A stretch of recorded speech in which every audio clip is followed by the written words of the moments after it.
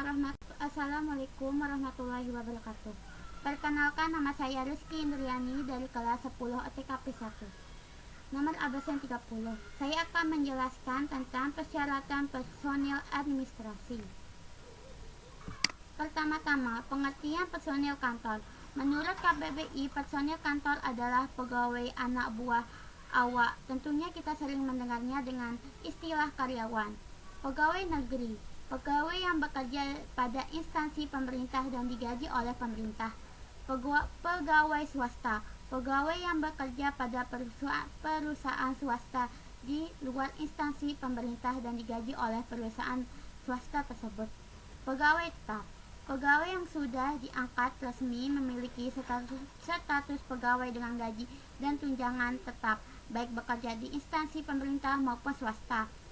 Jadi, dapat disimpulkan bahwa personil kantor adalah orang-orang atau karyawan pegawai yang menjalankan atau melayani pekerjaan dalam suatu organisasi, kantor, pemerintah atau swasta untuk mencapai tujuan tertentu dengan mendapatkan imbalan jasa berupa gaji dan tunjangan. Menganalisis persyaratan personil administrasi.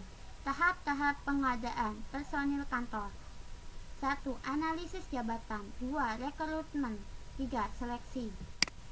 Analisis jabatan menurut KBBI adalah penyelidikan terhadap suatu peristiwa, karangan, perbuatan untuk mengetahui keadaan yang sebenarnya, sebab, musabab, duduk perkara.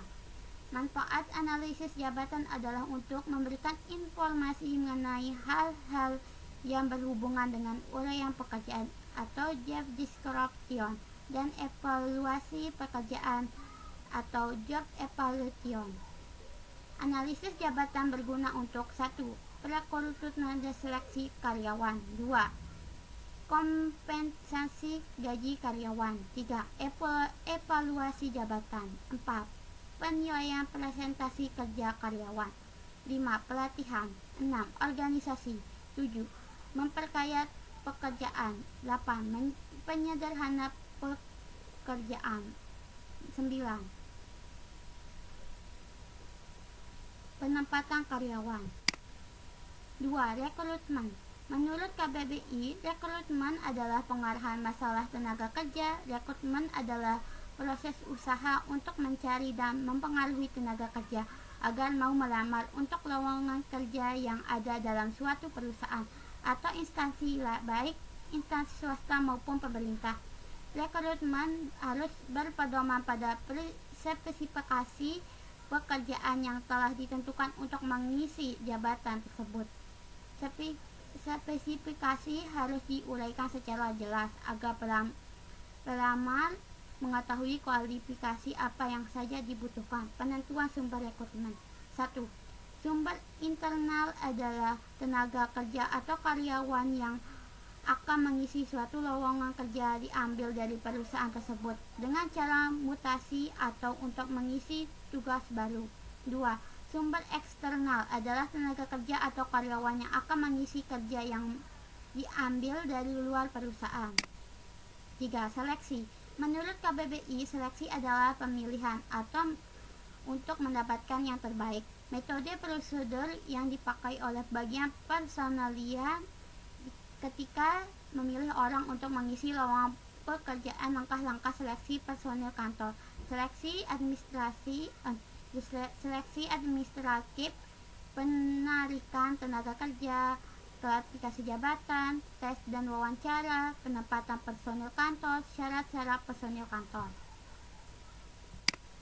Syarat-syarat personil kantor. 1. Persyaratan pengetahuan biasanya diukur dari tingkat pendidikan normal, formal. 2. Persyaratan keterampilan menurut Delingay dalam buku administrasi perkantoran modern. Seorang personil kantor dinyatakan terampil bekerja apabila pegawai administrasi tersebut telah mampu dengan baik melaksanakan tugas-tugas pelayanan yang mencakup 6 pola kegiatan: menghimpun, mencatat, mengolah, mengadakan, menyimpan, persyaratan kepribadian.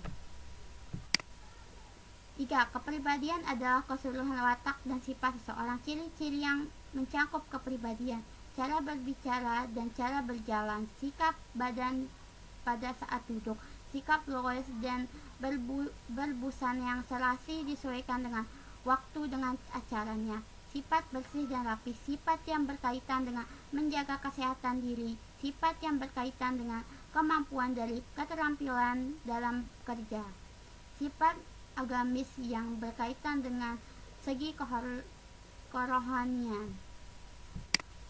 Syarat kepribadian yang perlu seorang personil kantor: loyalitas atau kesetiaan terhadap perusahaan sehingga tercipta sense of belonging atau rasa memiliki dan saling menjaga. 2. Tekun dan rajin. 3. Kesabaran. 4. Kerapian. 5. Dapat menyimpan rahasia. 6. Pengertian, pelatihan, dan pengembangan. Sekian, hanya itu yang bisa saya sampaikan. Bila ada kesalahan, mohon maaf. Assalamualaikum warahmatullahi wabarakatuh.